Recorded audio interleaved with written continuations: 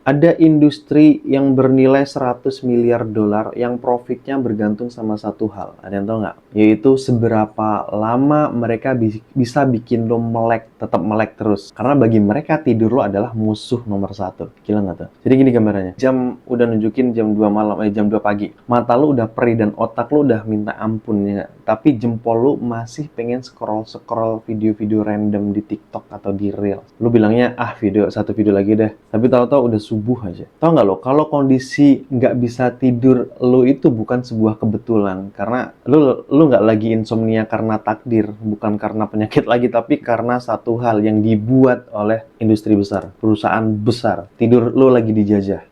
Kepo nggak? Kepo dong, karena kepo adalah kunci. So, gue Bulan Maulana, di episode Ungkap kali ini kita bakal bedah secara empiris gimana kapitalisme digital ngerusak sistem saraf lo. Terus jualan obat juga buat masalah yang mereka bikin sendiri masalahnya. So, buckle up guys, kencengin sabuk pengaman kalian, and welcome back to Ungkap.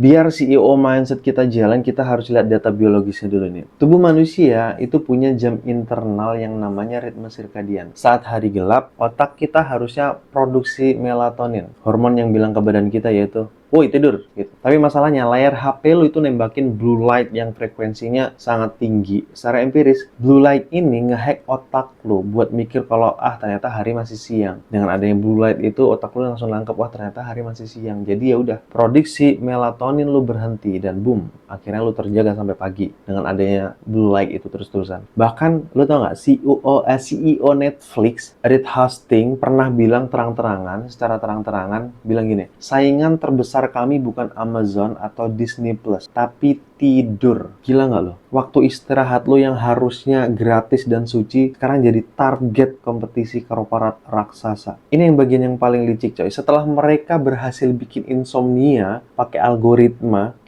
dopamin dan infinite scroll, mereka nggak berhenti di situ. Mereka ngelihat peluang bisnis baru, yaitu the sleep economy. Gila nggak lo?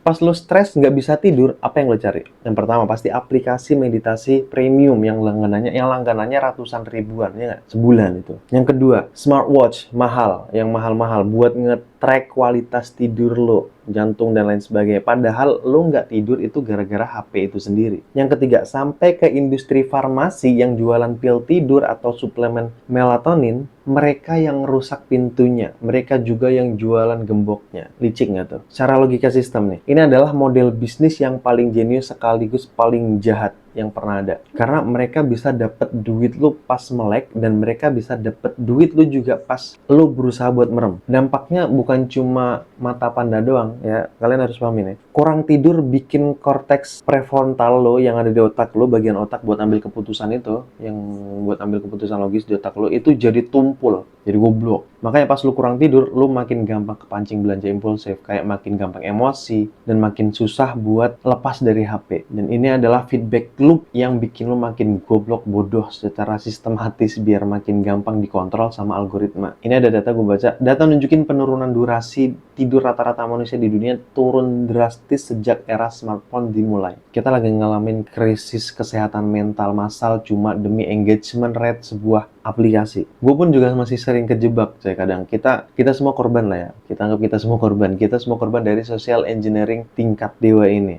Tapi sadar nggak sih lo, kalau tidur adalah satu-satunya aktivitas di mana kita nggak bisa jadi konsumen. Harusnya. Karena pas lu tidur, lu nggak bisa lihat iklan. Lu nggak bisa belanja. Lu nggak bisa scrolling pada saat lu tidur, ya nggak? Makanya mereka benci banget kalau lu tidur. Pemberontakan paling nyata di abad 21 ini bukan demo di jalanan, tapi naruh HP lu di ruang sebelah, dan lu tidur jam 8 tanpa ada gangguan. Nah, itu adalah cara paling ampuh buat ngehack balik sistem yang mau ngehack lu juga. Jadi kita serang balik. So, kesimpulannya adalah lindungi tidur lu layaknya lu lagi ngelindungin saldo rekening lu, duit lu yang ada di ATM. Karena tanpa tidur yang cukup, lu cuma jadi aset hidup buat perusahaan teknologi. Ini nggak sih? Tapi menurut lo apa nih? Apa fitur di HP yang paling bikin lo susah buat merem? Coba tulis di kolom komentar. Atau mungkin lo punya trik khusus buat lawan industri insomnia ini? Coba drop komen lu di kolom komentar. Mari kita diskusi secara empiris, yoi. Oke guys, mungkin itu aja yang bisa gue sampaikan. Kalau lu ngerasa tercerahkan dengan video-video gue kayak gini, jangan lupa klik like dan subscribe di channel gue ini. Share video ini ke teman-teman lu yang lagi jam segini masih melek, masih bikin story galau. Buat apa sih?